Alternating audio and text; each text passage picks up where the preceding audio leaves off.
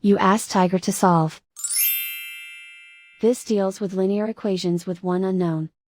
The final result is p equals 57. Let's solve it step by step. Group all constants on the right side of the equation. Add 8 to both sides. Simplify the arithmetic.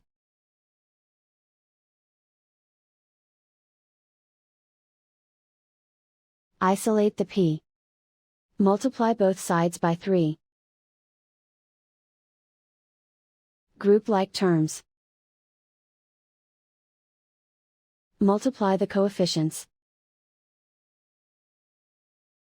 Simplify the fraction.